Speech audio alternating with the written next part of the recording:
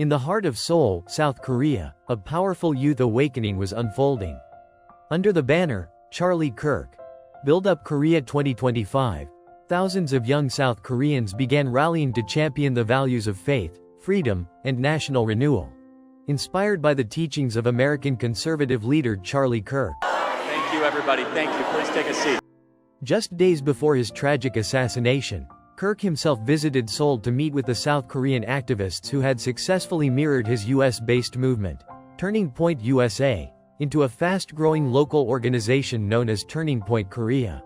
What began as a celebration of shared ideals would soon be remembered as the final chapter in Kirk's global mission, a visit that ignited hope, unity, and, ultimately, heartbreak. We're here in Korea.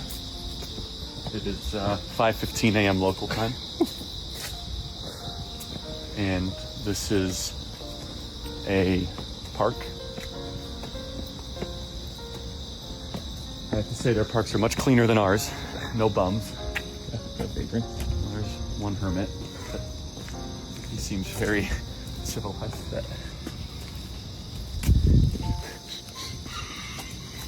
Oh, they have animals over there. They have some sort of a birdhouse. Oh, good.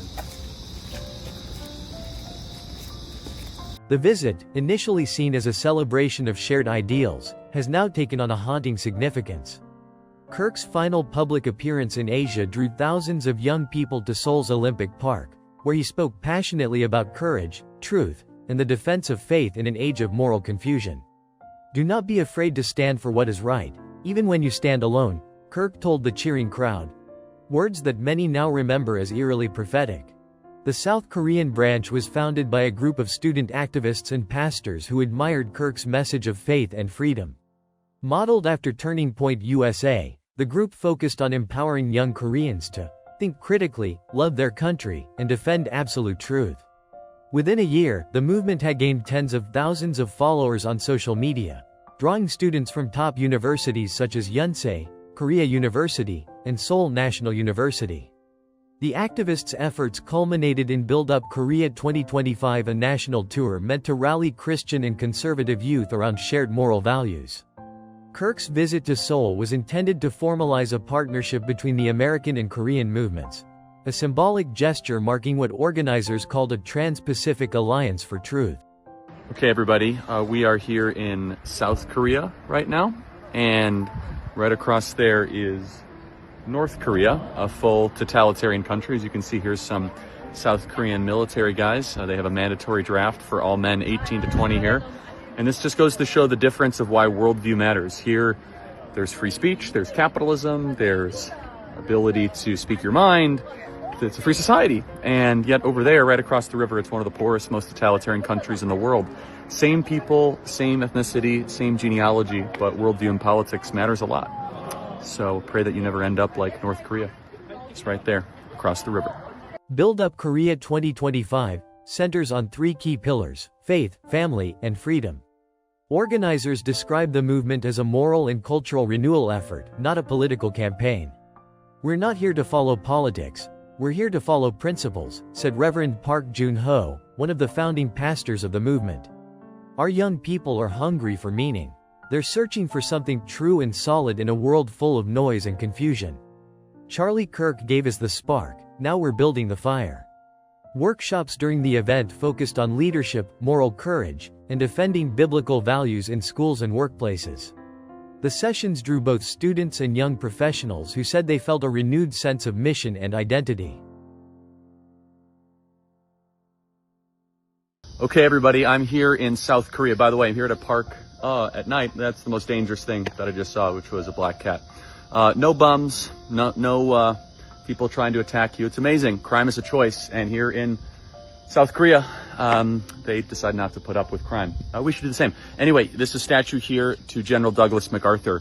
It's a pretty amazing testimony here. South Korea only exists because of the United States of America. Never let anyone tell you that America is a bad country. Korea was attacked by the communists, the Chinese communists, and the communist forces, and America decided to step up, and Douglas MacArthur led the charge and really built what is now modern-day South Korea. If it was not for American intervention, South Korea would not exist. And this amazing country, tens of millions of people, incredible companies, very charitable, very sweet, would not exist, and it would be a totalitarian nightmare like North Korea, where you can't visit, you can't speak, and you're just propagandized and brainwashed. America's a great country, everybody, and we could also learn a lot from South Korea. South Korea is not as wealthy as we are, but they have clean parks, clean streets, no bums, no homeless, and it's perfectly safe at night. What a concept. Wish I could do this in Chicago. Though born from an American movement, Buildup Korea has quickly developed its own Korean identity. Local chapters have emerged in Seoul, Busan, and Daejeon, often meeting weekly for study sessions, outreach projects, and prayer gatherings. American Turning Point leaders sent video tributes expressing their solidarity. "What's happening in Korea shows that truth is universal," said one message from the TPUSA headquarters.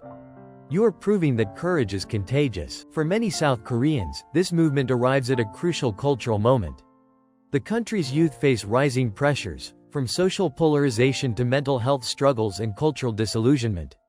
Against that backdrop, Kirk's message of personal responsibility, hope, and moral strength has found fertile ground. The Buildup Korea 2025 tour will continue through the year, bringing events to major cities, universities, and youth ministries nationwide. Each stop will feature a mix of worship, leadership training, and lived discussions on how to uphold faith in modern culture.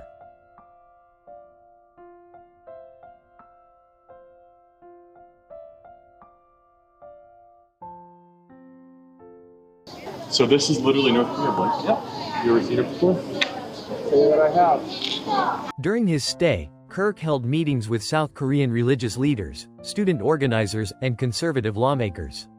Photos from the visit show him smiling with youth delegates, praying alongside church leaders, and addressing packed halls. Eyewitnesses recall that Kirk appeared energized and deeply moved by the enthusiasm of Korean young people. He said it gave him hope, said Park Eun-seo, a volunteer with Turning Point Korea. He felt that something powerful was happening here, that our generation still had the courage to fight for truth. Pay them money, 10,000 yen. 10,000 yen, to have me measure up against them to see if I could find someone taller than me in Tokyo.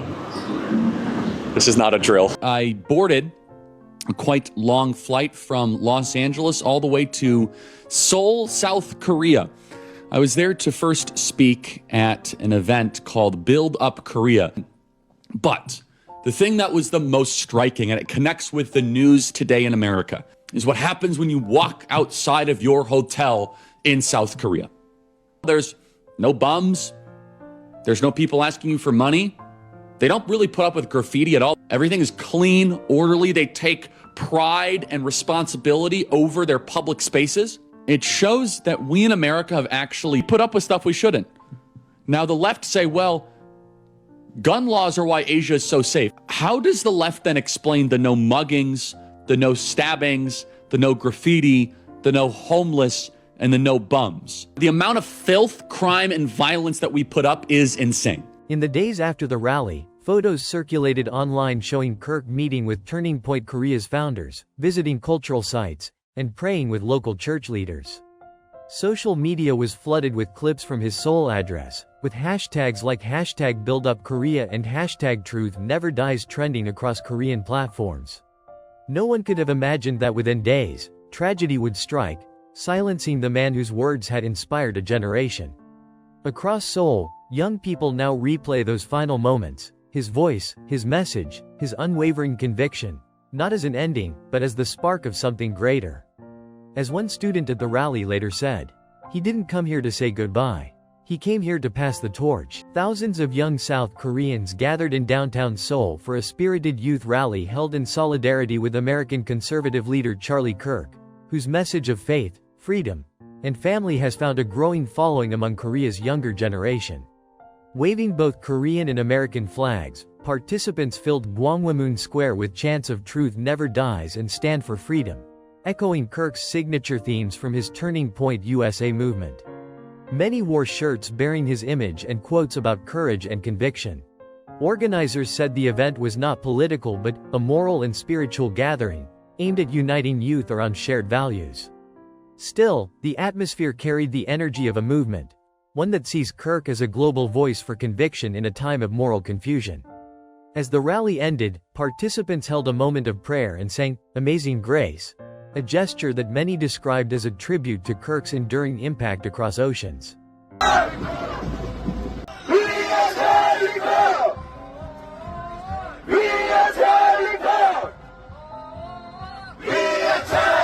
And God bless America and God bless Korea. 주님께서 대한민국과 미국을 축복하시기를 바랍니다. Thank you and God bless. 감사합니다. 축복합니다.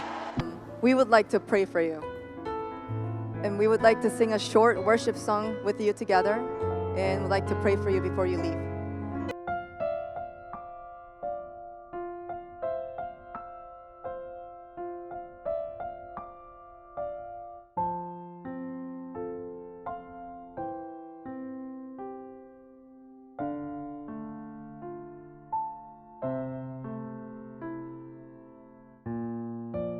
When Charlie Kirk was prayed over by Buildup Korea, it marked more than just a moment of blessing. It was a bridge between generations and nations. As young Koreans laid hands in prayer, they weren't just honoring an American speaker. They were affirming a shared vision that faith, freedom, and truth can unite people across borders. In that moment, the stadium fell silent. Hands were raised, eyes closed, and voices lifted, not in admiration of a man, but in thanksgiving to God for using him as an instrument of revival. The prayer symbolized a spiritual exchange. America once sent missionaries to Korea. Now a new Korean generation was sending back gratitude, intercession, and spiritual strength. For Charlie Kirk, it was a humbling experience, to be prayed over by those his message had inspired, in a country awakening to truth and conviction. For Buildup Korea, it was a declaration that revival isn't confined to one nation, but spreads wherever believers stand together in courage and prayer. It was more than an event. It was a moment of unity, faith, and destiny.